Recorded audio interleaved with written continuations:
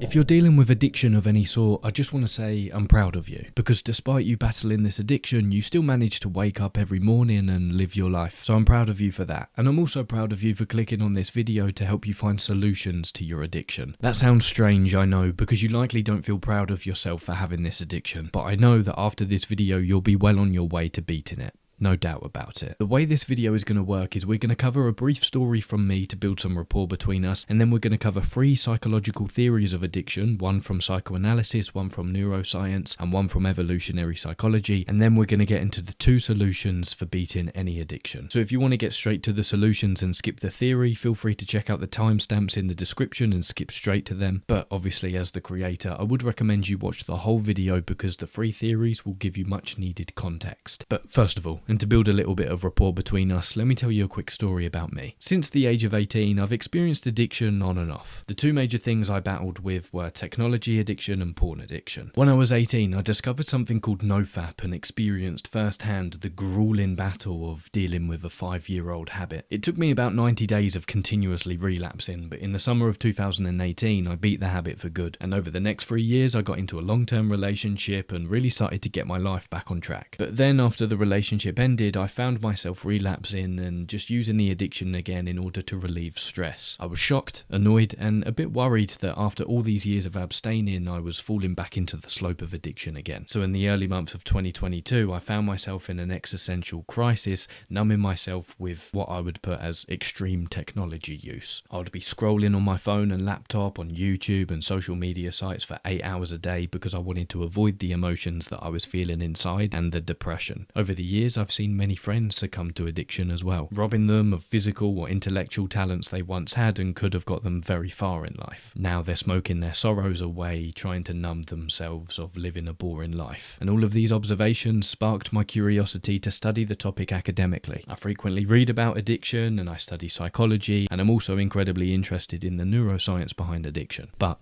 within the past week, I've learned some new things about the topic which have not only blown my mind, but they're very practical to use. So this is what we're going to turn to next.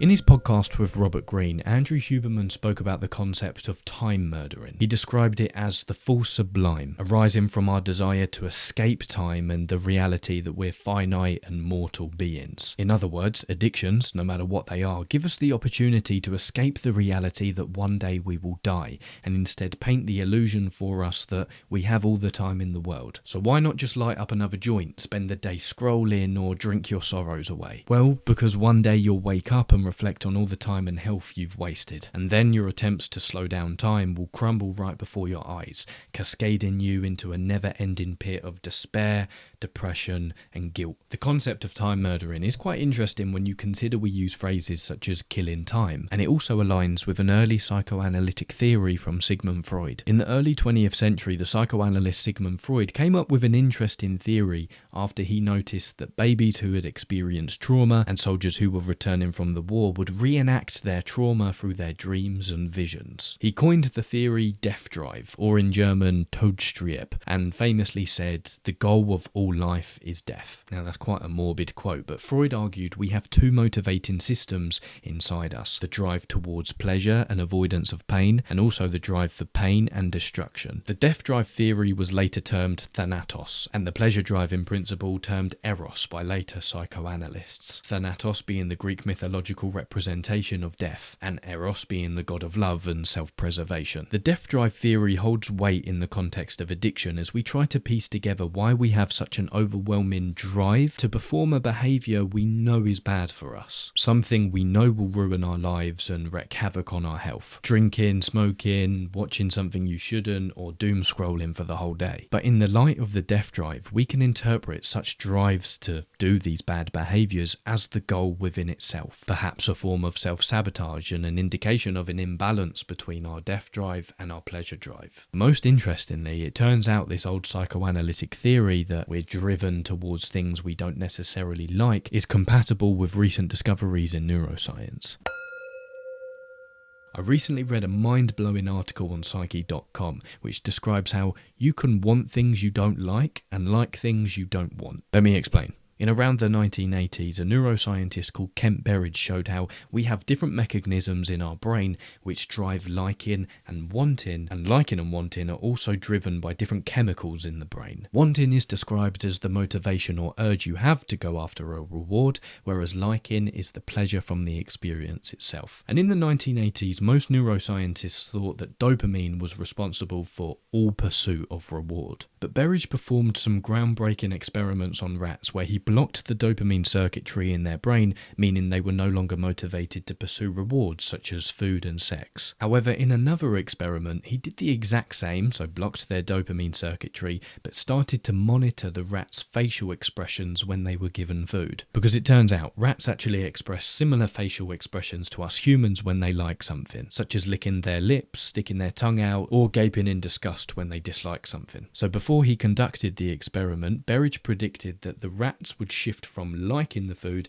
to disliking it because their dopamine circuitry had been blocked. Of course, they showed no motivation to pursue the food and actually eat it, but when he force-fed them the food, when it was in their mouth and they were chewing it, the rats showed expressions that they liked what they were eating. And it was at this moment Berridge realised the way we understand liking and wanting is completely wrong. To give a brief explanation about dopamine, dopamine is a neurochemical released in your brain which is responsible for the drive of our wanting system through the anticipation of rewards, not because of our enjoyment of them. It's been said dopamine is like an expert salesman, but it comes without a conscience. Both wanting and liking are governed by a part of the brain called the nucleus accumbens, which is comprised of two key areas. One, governing motivation, and the other, which governs pleasure. By increasing the dopamine levels in a rat's brain, you can basically motivate it to pursue most rewards, even touching an electric probe, but you cannot alter the degree to whether that rat likes what they're doing. Berridge coined the term of the nucleus accumbens, which governs our liking system, as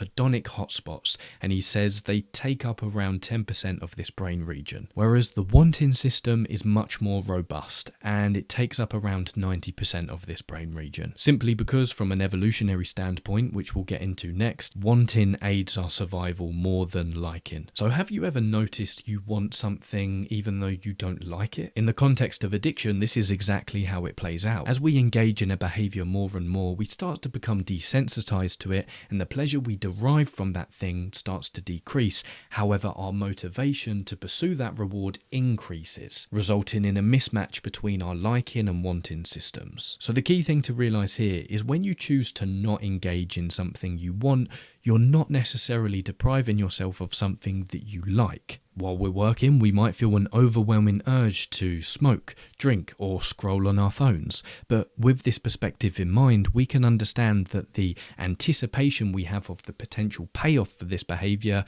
will likely be underwhelming. In other words, the craving is always misleading. Conversely, we can understand that when we don't want to do something, that doesn't necessarily mean we won't like it. Think, for example, exercise or socializing. You might not feel like going for a run, but that doesn't necessarily mean that when you start running, you won't enjoy the experience. You might not want to go to that social event, but that's not to say when you're there, you'll start having a great time and connecting with people. So now we've covered the psychoanalytic theory and a bit of the neuroscience behind addiction, let's see what evolutionary psychology has to say about it. Essentially, the pattern of addiction is a pattern of learning, reward and punishment. As we expose ourselves more to the addictive thing, our brain learns to reinforce the behavior which preceded the reward we got from doing that thing. And the more something seems to aid our biological fitness, otherwise known as our survival, the more likely we'll do it. And there's one theory from evolutionary psychology that really explains the mismatch we have between our biology and the things we're exposed to. The dopamine spike in substances we're exposed to on a day-to-day basis, such as drugs, alcohol, brain zapping technology, they're all like a terrorist who dresses up as a pilot and hijacks a pilot's cockpit in a plane. But the terrorist skips the navigation systems and goes straight for the joystick. This is what all of the modern technology and addictive substances do to our brain's reward circuitry. What EvPsych teaches us is there's no wonder why we fall prey to addictions in the modern world, considering this biological mismatch between our environment and the way our brains are wired. To illustrate this again, imagine you're stuck in a small, dark 4x4 room and you're told you'll have to spend the rest of your days there. And then one day, imagine someone slides heroin under the door, which gives your reptilian brain the feedback of biological fitness equivalent to having 16 grandchildren. Would you take it? Probably. But of course, drugs and brain zapping technology weren't a problem for our ancestors who lived thousands of years ago, because they weren't available. So it seems the two solutions to conquer addiction from this lens are: 1. Remove the learning system, which would be futile because learning is useful. 2. Return to how our ancestors lived, which is just as useless as the first one. In essence, our evolution didn't account for addictive substances. It instead made normal rewards regulated. For example, after eating too much, you feel satiated. After having sex, you feel fulfilled, and after socializing a lot, you want to focus your energy elsewhere. Behavior regulation systems use carefully controlled bursts of positive feedback to shift behavior from one activity to another. Reward for the previous activity plummets, while reward for the new one escalates. Super cues of the sort found in modern environments can hijack such systems. A potato chip advertisement challenges, "Bet you can't just eat one." The company wins the bet. Our diets lose. Lastly, EvPsych highlights how our susceptibility to addiction increases as our satisfaction with our life decreases. People whose lives are going badly are more vulnerable to addiction, as are those who are plagued by depression, anxiety, boredom, poverty, and trauma. So now we've covered the three theories: time murdering and Freud's theory of the death drive, the neuroscience behind how wanting and liking things are completely different, and some explanations from evolutionary psychology as to why we get addicted.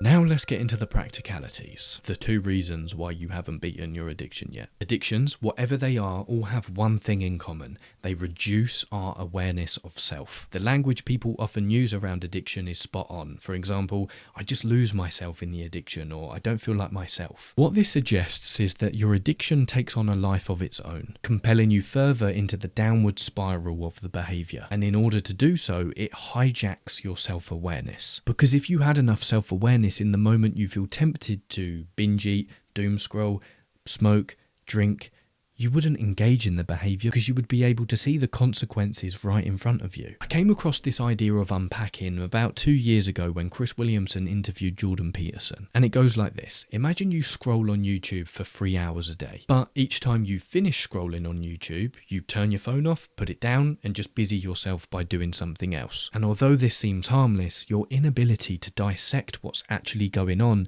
is what's fueling your addiction. Because if you actually sat down and did some admittedly painstaking introspection, what you would find might surprise you. If you asked yourself why you're scrolling so much and what actions preceded you scrolling, you might discover of an evening you feel incredibly lonely due to a lack of socializing, so scrolling allows you to escape this uncomfortable feeling. Or the actions preceding you scrolling are fatigue and stress, suggesting your scrolling is a coping mechanism against further uncomfortable emotions. So solution number 1 to your addiction, whatever it is, needs to be self-awareness and introspection. You must purge your life and find out exactly why you're engaging in this behavior. Do you drink because you're socially anxious? Do you smoke weed because without weed your life would be incredibly boring and you'd have nothing to talk about with your friends? Do you numb yourself by watching sexual content because you're terrified of approaching a woman in real life? There is a problem at the root of your addiction which has likely got hidden from you continuously engaging the behavior and never questioning it. So there's one exercise you can do which will help you shed light on this, and it's actually very optimistic to do. First, sit comfortably with no distractions around you. Begin to allow yourself to let go of the history of your addiction, forgetting it almost. Then imagine this. Suppose in the middle of the night, when you are fast asleep, a miracle happens, and all the problems that you have today are solved just like that. Since the miracle happened overnight, nobody tells you that the miracle has happened. So when you wake up the next morning, how would you discover that the miracle happened? Everything you ever wanted, everything good you could ever imagine for yourself had actually happened. Your life had turned out exactly the way you want it. With that thought still in mind, uncover it by asking, what are the first things you notice? What do you and others notice around you? Where are you? Who else could you be with? What do you see? What do you smell? What do you hear? What do you feel inside yourself? How are you different? Now I want you to think back on a previous time in your life and ask, when have you had these positive feelings before? When has this experience happened in the past? What was different about you then? What were you doing or thinking differently at that time?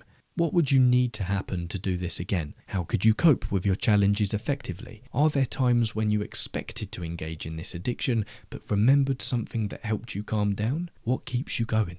Who or what is your greatest support? What do they do that is helpful? What could you do?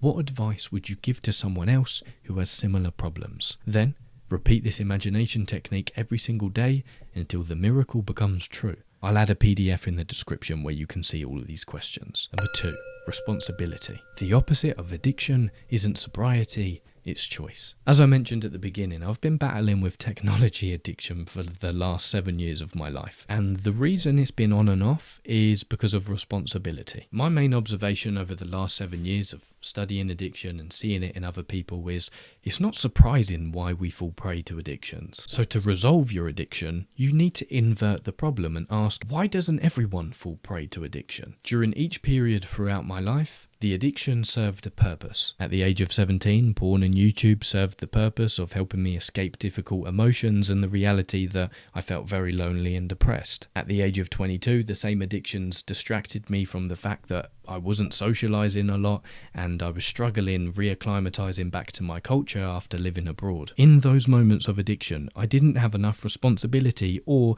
a meaningful life which gave me sufficient reason to not engage in those addictions. For example, between the ages of 18 and 21, these addictions had no place in my life because I was traveling, experiencing the world, and I was engaged in a long-term relationship. Between the years of late 2022 and late 2023, again, these addictions had no place in my life because I was building a group of friends, I moved to a new city, and I was performing well in my job. So at the heart of abstinence is responsibility. During my periods of abstinence, I knew I was responsible for showing up to life, not only for myself, but for other people. And I knew if I PMO'd or I doom scrolled, it would just ruin everything. So the second solution to battling your addiction, after first highlighting what purpose this addiction solves, is to create a life of meaning for yourself which you are responsible for. Essentially, you need to give yourself solid reasons to not engage in that addiction. The key is to build a life you're not trying to escape from. But how do you do that? Well, in the same way as you cannot instill the habit of waking up early in the morning if you don't give yourself a reason to wake up,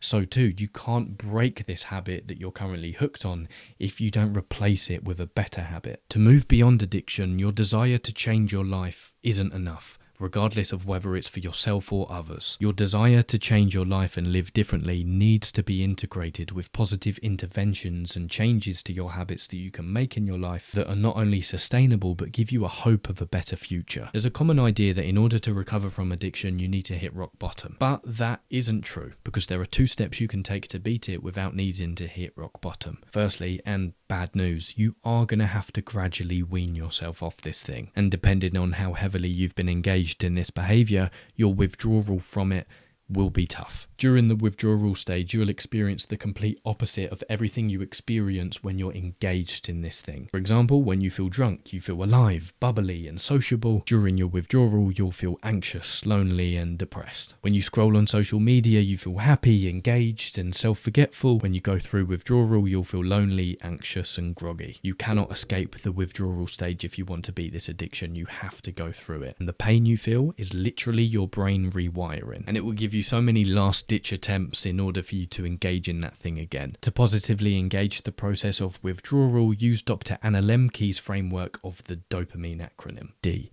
Data. Consider what the addiction involves. What is the addiction and how does it affect your life? O. Objectives. Highlight your objectives for using this thing. Is it to relieve pain or anxiety, for example?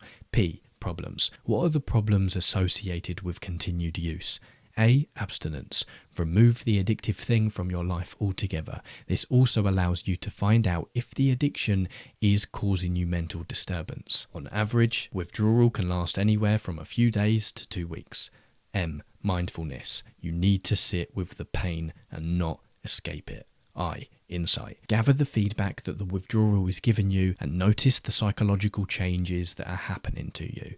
N. Next steps. What is the plan after your abstinence, whether it be 2 weeks or a week? What are your goals? Experiment. Then, re-enter the world and test what works and what doesn't. Can you reintroduce the behaviour but within moderation, or do you want to eradicate it completely? Secondly, either during the time of withdrawal or after it, you must craft a vision for your ideal life you want to live. Because again, you must give yourself adequate reasons to not engage in the short-term pull to this addictive thing, but to prioritise your long-term goals and dreams. Consider, what would you like to do? What would you like to look like and feel like? How much money would you like to earn and have in your savings account? What kind of relationship or family would you like to have? What experiences would you like to have, and who would you like to share them with? If you only get to live once, what impact do you want to have while you're here? What kind of person do you want to be for the people in your life? How do you want to interact with them and contribute to their lives? How would you spend your time differently if you wasn't focused on your actions coming to fruition? Then, if you truly want to beat this addiction and change, you must put all of your energy into building this life and making the miracle happen right before your eyes. Lastly, just to banish some unrealistic thoughts about addiction you might have been fed, here's what you wish for and can't have. Happiness or relief when you deserve it. Freedom from fear about life's dangers and the responsibility to protect yourself. The ability to rescue others from addictions. Sometimes the ability to stop your own addictions at the drop of a hat, at least without tons of struggle. Here's what you can aim for and actually achieve. You can judge your sobriety and self-control objectively, manage behaviours you want to change rather than attack yourself for having them, ignore shame and respect yourself for what you're trying to achieve, value a good effort regardless of results. Here's how you can do it. Define your standards for sober behaviour. Decide how much effort, shame and frustration are worth enduring for the sake of change. Accept the limits of your responsibility for having addictions so you can take more responsibility for managing them. Get help from people who are doing the same thing but are further along, be they friends or fellow addicts at AA or NA meetings. I truly wish you all the best. And I know that you can do this.